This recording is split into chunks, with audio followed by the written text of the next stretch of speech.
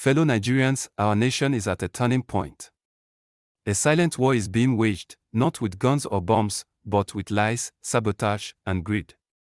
At the center of this battle is the Dangote Refinery, a project that represents hope, progress, and independence for millions of Nigerians.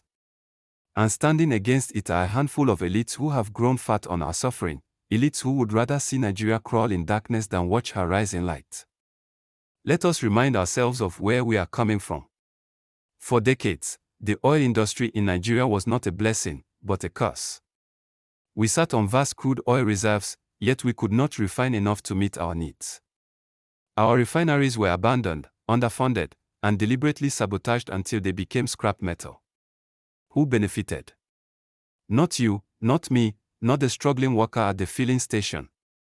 No.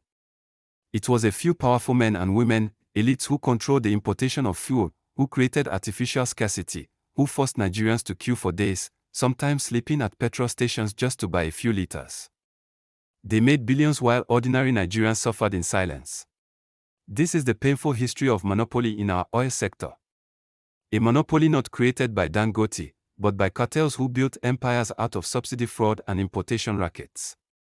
They owned the market, they dictated the price, they decided who got fuel and who did not. And when Nigerians cried, they looked away. But then came a new dawn. One man took a risk no one else was willing to take. Aliko Dangote decided to build the largest single-train refinery in the world, right here on Nigerian soil. A $19 billion investment, employing thousands of Nigerians, designed not only to meet our domestic fuel needs but to make Nigeria a hub for refined products in Africa. Many doubted it. Many mocked it. But today, it stands tall, a symbol of what Nigerians can achieve when we refuse to accept failure. Since it began operations, Nigerians have seen the difference. For almost a year now, fuel queues have disappeared. The constant humiliation of scarcity has ended. Prices have become more stable. And beyond Nigeria, Dangote Refinery has exported to other nations, proving to the world that Nigerian products meet the highest international standards.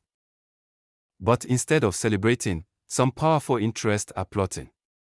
The same elites who never gave us working refineries now want to destroy the only one that is working. They spread lies, whispering that Dangote products don't meet global standards, yet foreign countries are happily importing them.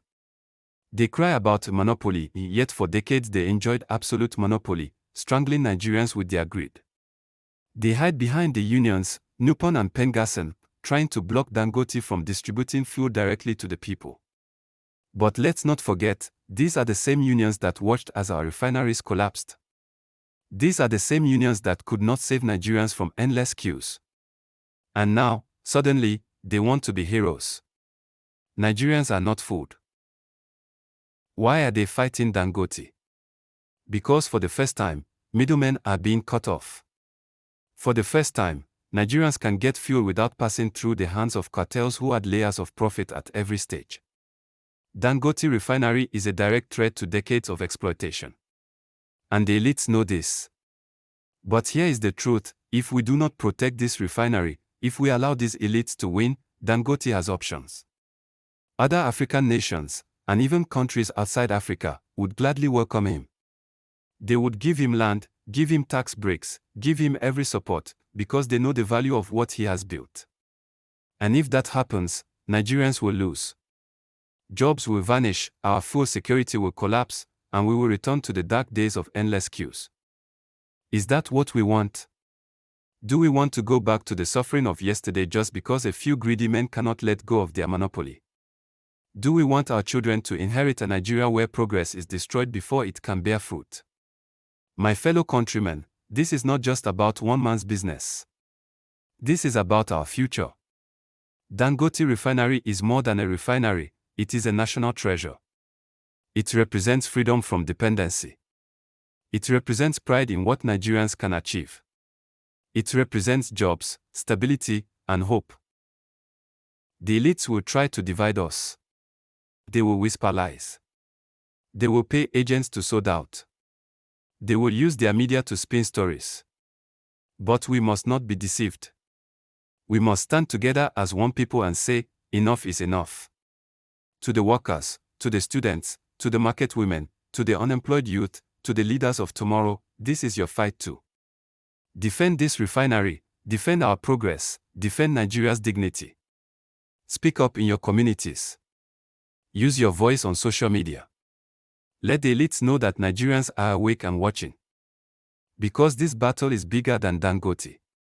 It is about whether Nigeria will continue to bow to selfish cartels or whether we will rise as a nation that rewards vision, hard work, and courage. Never again should a handful of men hold 200 million Nigerians hostage. Never again should greed destroy progress. Never again should we watch silently as hope is strangled. Let us unite. Let us protect what is ours. Let us send a clear message: the refinery must succeed. Because when Dangote Refinery succeeds, Nigeria succeeds. And when Nigeria succeeds, Africa rises. Fellow Nigerians, the time to act is now.